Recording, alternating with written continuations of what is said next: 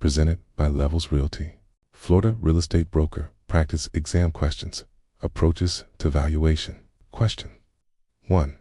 Which of the three approaches to value is generally considered the most reliable for appraising a typical single-family residential property? A cost approach, B.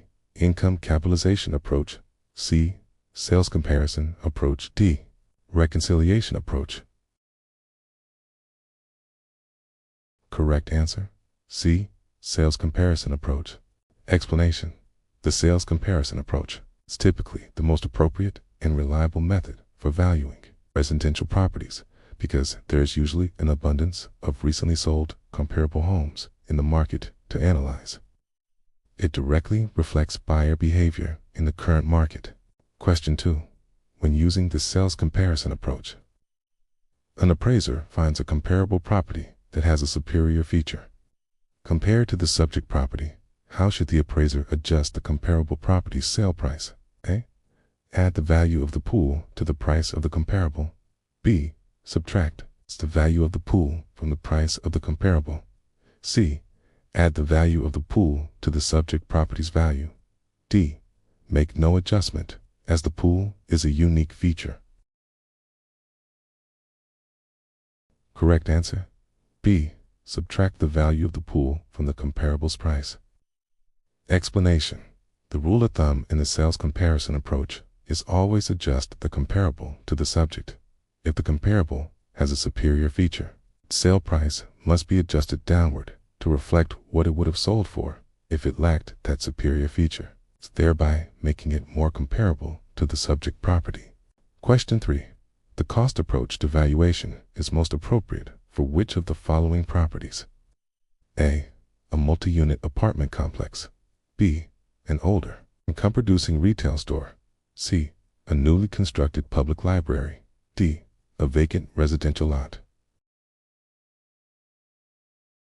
Correct answer, C. A newly constructed public library. Explanation.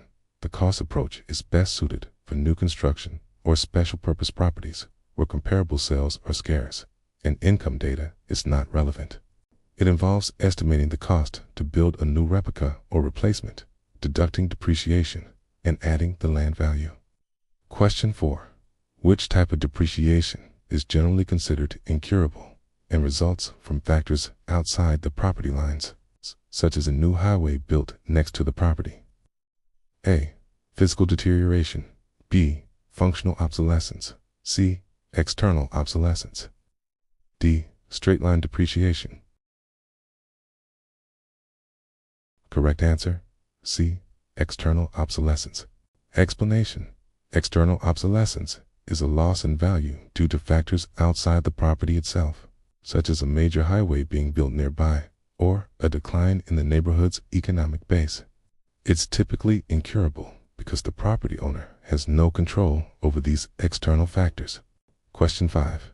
In the income capitalization approach, the net operating income of a property increases while the capitalization rate remains constant. What will be the effect on the property's estimated value? A. The value will decrease. B. The value will remain the same. C. The value will increase. D. The value cannot be determined without more information. Correct answer, C. The value will increase.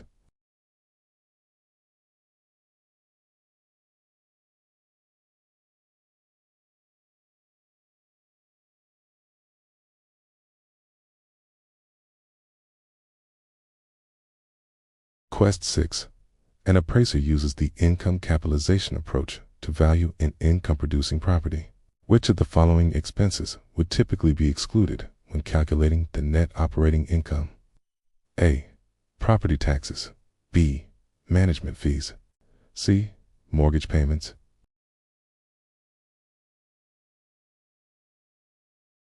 Correct answer, C. Mortgage payments. Explanation. Net operating income is calculated before deducting debt, service, and income taxes. It represents the income generated by the property itself, regardless of how it's financed or the owner's tax situation. Property taxes Management fees and insurance premiums are operating expenses included in the NOI calculation. Question 7. What is the primary purpose of calculating a gross rent multiplier in real estate valuation? 2. Determine the maximum loan amount. A. Lender will provide. B.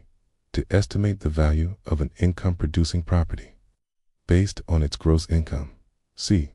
To calculate the total depreciation of a property over its economic life. D. To compare the construction costs of new properties. Correct answer: B. To estimate the value of an income-producing property based on its gross income. Explanation: the gross rent multiplier is a simplified valuation tool used for residential income properties. It's calculated by dividing the sale price of a comparable property by its gross monthly rent. This multiplier is then applied to the subject's property's gross monthly rent to estimate its value. Question 8. A Florida broker is appraising a very old, historic residential property that has unique architectural features and is difficult to compare to other homes. Which approach to value might the appraiser consider, even if it's not the primary one, to provide a supporting estimate? A. Sales comparison approach. B. Income capitalization approach. C. Cost approach. D. Gross rent multiplier. Correct answer: C. Cost approach.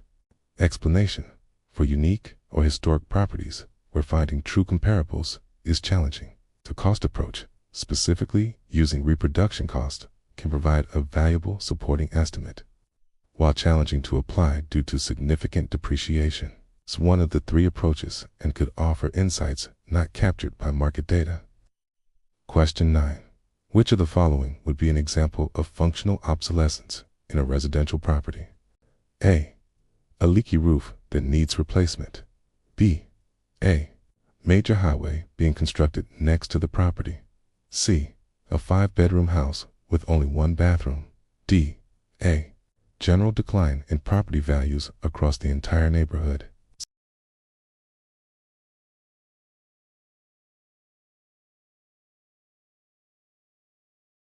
Explanation: functional obsolescence refers to a loss in value due to outdated design, poor utility, or inadequate features within the property itself, which might not meet modern demands or standards. A 5-bedroom house with only one bathroom is a classic example of an inadequate feature for its size, making it functionally obsolete. Question 10. When reconciling the three approaches to value in an appraisal report, what is the appraiser's final step? A. Calculating the simple average of the values derived from each approach. B.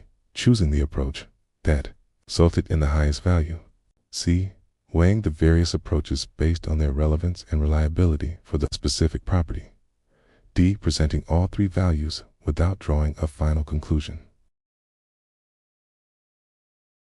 Correct answer: C. Weighing the various approaches based on their relevance and reliability for the specific property. Explanation: reconciliation, also known as correlation, is the process where the appraiser analyzes the values derived from the different approaches and assigns the most weight to the approach that is most appropriate for the property type and available data. It is not a simple average, but a reasoned judgment based on the quality and quantity of data for each approach. These review questions were brought to you by Levelz Realty. Please like and subscribe for more helpful Florida real estate broker exam resources and tools. Thank you.